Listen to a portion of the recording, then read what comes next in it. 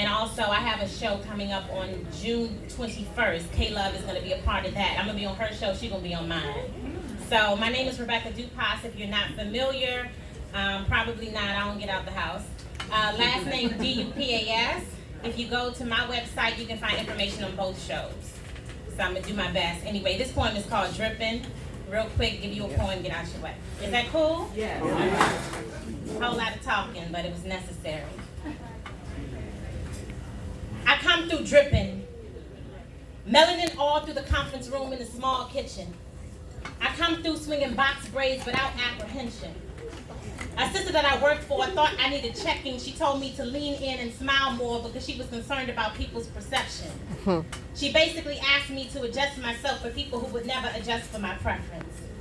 So I come through dripping black girl magic in meetings where it may not be welcome. That's when I do have a seat at the table. A bit naive, I used to be grateful. I used to think that my ability to enter sacred white space spoke to my value. That is, until I learned to protect my intellectual capital, see a few ideas got stolen. Where I'm from, that'll get your bottom lip swollen. But my skin is weaponized far too often, so for the record, this is not a threat to Karen or to Katie. It's just a poem that I'm saying. It's just a clever way for me to weave together some things that I've suppressed. Being black in corporate America means you have to consistently finesse the way you would normally do some shit and the things that keep you paid. Being your authentic self and helping the dominant work culture feel safe as if that was ever your responsibility in the first place. But the same people that we code switch for use our everyday language with their friends. I heard Brad in the break room telling his team the meeting would be lit. Yes. Meanwhile, people keep complimenting me on being articulate. Ask Brad how many times they complimented him on being coherent. 0, because his intelligence is expected. He's the standard to which the rest of us are measured, even though my degrees would eat Brad's degrees for breakfast. This grammar matters, but don't get the diction twisted. Because you can still catch these corporate hands when we leave the building. I mean, not really. That's just the way I be feeling. I come through sprinkling black perspective regardless of who wants to listen.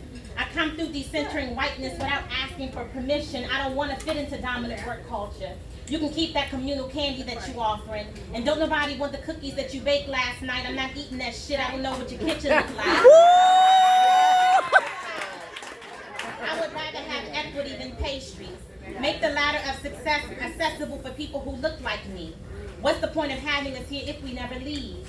Have you even asked Brandon or Javier their thoughts? But yet are you grooming either one of them to ever be the boss, or they only good for pictures in the magazine? Poster boys for diversity because you see them in the hallways and you seldom even speak. I know I'm bringing too much sauce, because there ain't enough salt and pepper on this chicken. And I'm not the type to tell you that these bland meals are delicious. In fact, the lack of seasoning is a little bit suspicious, and that's just an analogy for the melanin your corporate photographs are missing.